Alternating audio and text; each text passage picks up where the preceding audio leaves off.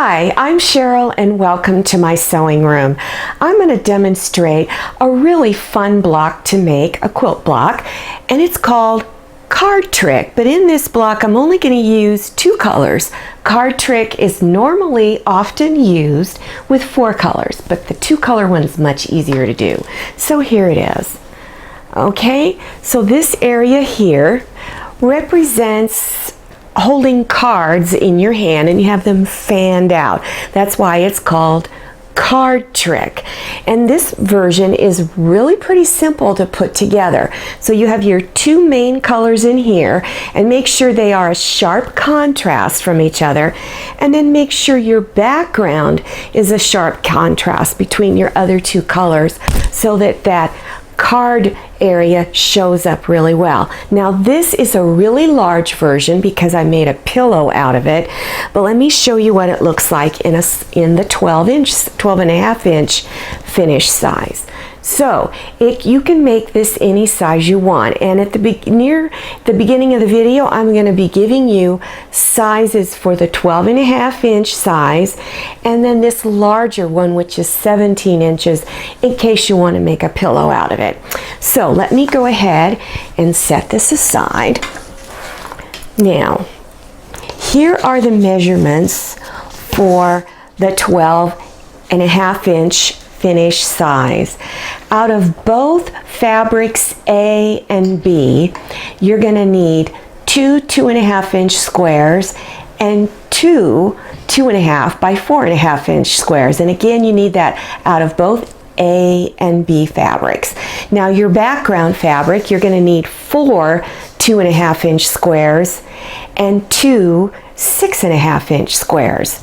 Now here for the larger pillow size, which is 17 inches, you need out of fabric A and B, you'll need 2 3.5 inch squares, 2 3.5 by 6.5, and then from B it's the same thing as A, same number of squares and rectangles, and then your background you'll need 4 3.5 inch squares and 2 10-inch squares.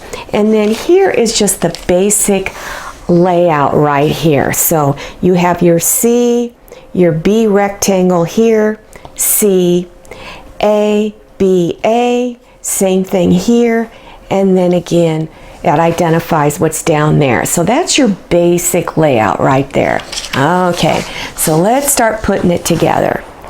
Now take your squares of fabric A and B that are 3.5 inches squared. Bring front sides together of your fabric, so you're looking at the back side. Do 1/4 inch seam along here and then press it on the back side, unfold, press on top, and then you're going to press this seam towards the darkest square that you have. Okay, so you're going to press it on top towards the dark square, and you're making 2 sets of these. Okay, once you've got them both made, now we're going to put them together in what is commonly called a 4 patch. So to do that you need to turn it, line it up like that. Okay, so you have opposite corners here of the 2 colors. Now bring front sides together, put them on top, and then you're going to line up your seam. You want to make sure that the seam on the bottom is going in the opposite direction than the seam on top, and get them in real close together, okay, where they're hugging there.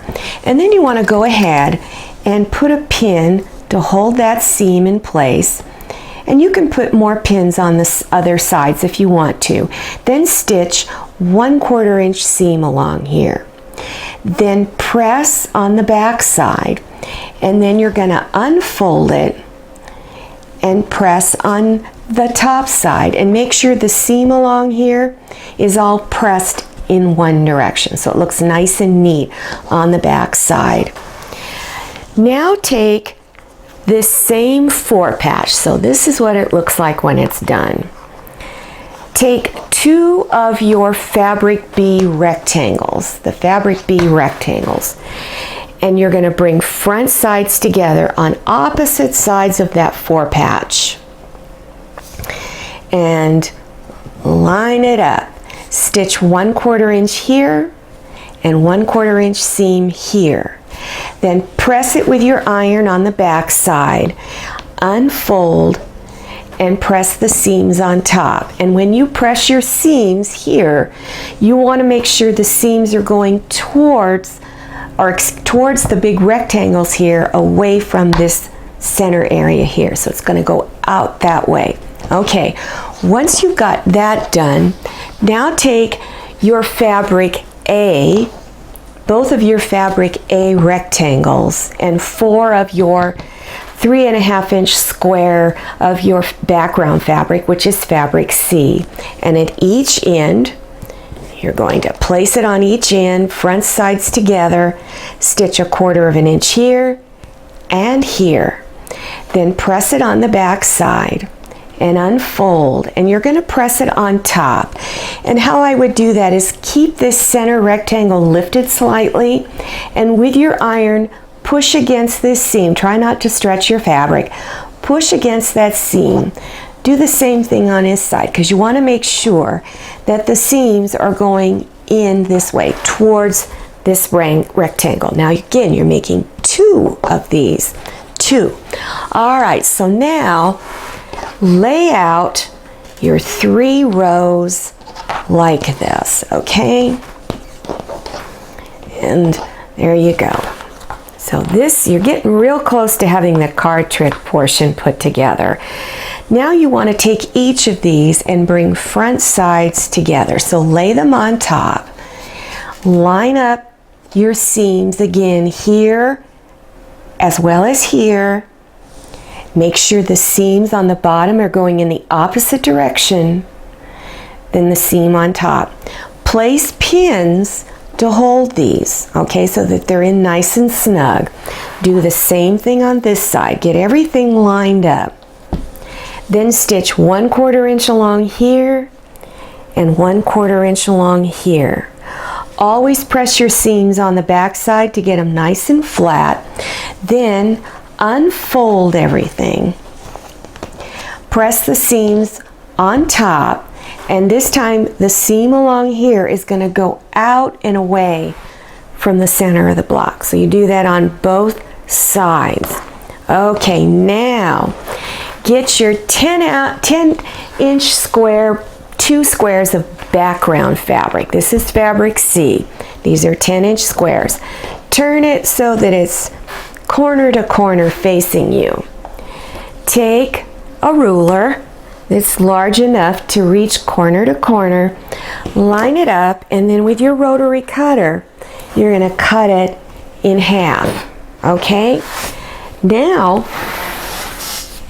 you're going to take those 4 half square triangles.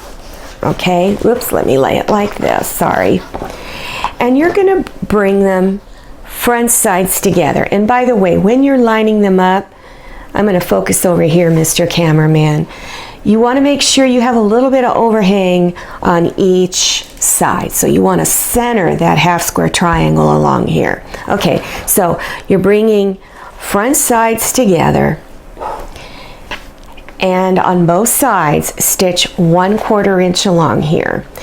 Then press along the seams on the back side.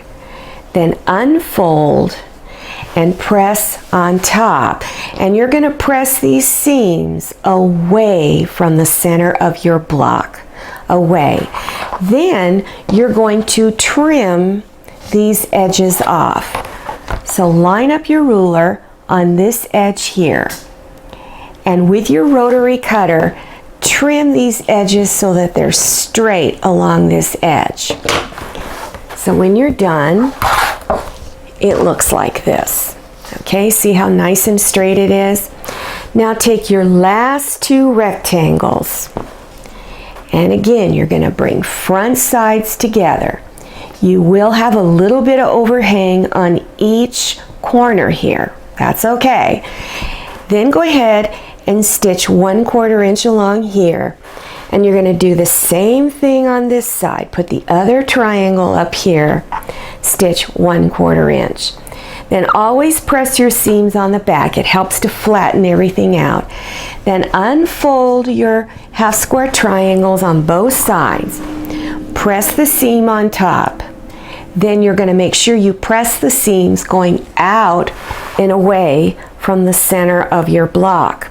Now you just have one more step and your card trick will be done. Okay, so you can see this is what it looks like, okay? So now you can see that card trick portion hanging out. Now we're going to square the block. If you are making the 12.5 inch finished size, you need to square the block. And if you have one of these, or if you have a 12.5 inch square ruler, it's going to be really easy to square the block. You would just lay your ruler, center it in the block, check to see if there's anything sticking out on the ruler's edges, and you would trim that all off. So it's real easy to do that one with a square ruler.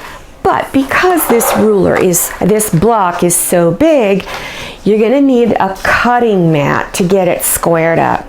Now I want you to look at these center points here as well as down here, and then you've got 2 more right here. Okay, so you've got 4 center points. Because we want to square this to 17 inches, your center is 8.5 inches. So to get it that way, you're going to take the center point, and here's 8.5 right in there, and just line it up as best you can right there. And then you're also going to line it up here at the top, okay, to make sure it is completely centered.